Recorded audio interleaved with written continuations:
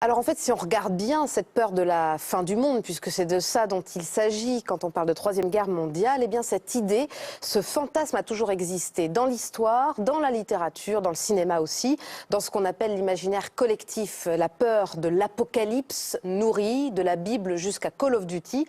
Ça valait bien un petit coup d'œil dans le rétro, c'est notre rubrique Rewind. Est-ce que l'OTAN craint une troisième guerre mondiale qui pourrait commencer quelque part dans le ciel turc ou dans le ciel syrien? La peur de la Troisième Guerre mondiale occupe les esprits. En réalité, elle ne nous a jamais vraiment quittés. Ça voudrait dire qu'il y aurait donc éventuellement un risque de guerre mondiale? Eh bien, on ne peut jamais exclure une telle possibilité. Bien sûr, des tensions entre pays existent, mais hommes politiques et médias aiment surtout les mettre en scène. Sachez qu'en cas de conflit Est-Ouest, l'Europe pourrait être presque entièrement détruite. Ceci crée le danger d'une guerre nucléaire qui pourrait, en quelques minutes, anéantir tout le continent. À cette époque, les États-Unis et l'URSS jouent à celui qui fera le plus peur. Et la télévision, toujours avide d'émotions, s'en donne à cœur joie. Elle anticipe les pires scénarios et se lance carrément dans la science-fiction. La Troisième Guerre mondiale commence au début de l'été 1985 en Yougoslavie. Le pays s'est rapproché du camp occidental après la mort de Tito. Les soviétiques réagissent rapidement. Laissant la parole à des spécialistes en voyance géopolitique, il annonce une troisième guerre mondiale, c'est-à-dire que le Moyen-Orient risque d'entraîner toute la planète dans une guerre mondiale. Avec la destruction de Paris, celle de Rome, et Nostradamus dit, dans Avignon sera mis la capitale, parce que Paris sera détruit. Désolé, ça dit bien ce que ça veut dire. ou des experts qui se laissent aller à des pronostics hasardeux.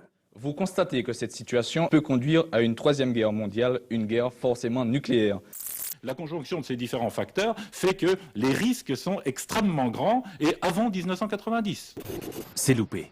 En 2001, le monde est toujours là. C'est le début de notre siècle. Cette fois, la menace est terroriste. Il y a eu plusieurs guerres, la Première Guerre mondiale, la Deuxième Guerre mondiale, et peut-être que maintenant ça sera la troisième, et ça m'a fait peur. Depuis toujours, la guerre et la fin du monde fichent la trouille. Et l'apocalypse s'invite logiquement dans notre culture, depuis la Bible jusqu'aux jeux vidéo, en passant par le cinéma. Il sera accusé de terrorisme pour avoir voulu déclencher une guerre nucléaire mondiale.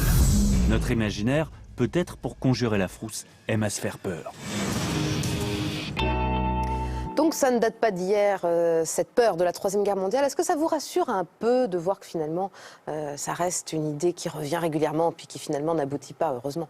Bah oui, quand même, ça rassure parce qu'on se dit, depuis des années, ils disent Troisième Guerre mondiale et ça, c'est jamais arrivé. Donc peut-être que là, c'est pareil, on dit Troisième Guerre mondiale, mais ça n'arrivera pas. Bah moi, ça me fait toujours autant peur parce que j'aime pas trop la fin du monde. Enfin, je sais pas, j'arrive pas à l'imaginer que ça puisse se passer. Et là, de se dire que finalement, c'est peut-être aussi quelque chose qu'on crée et que ça n'arrivera pas, ou en tout cas que ça n'est encore jamais arrivé, ça te rassure pas? Pas trop.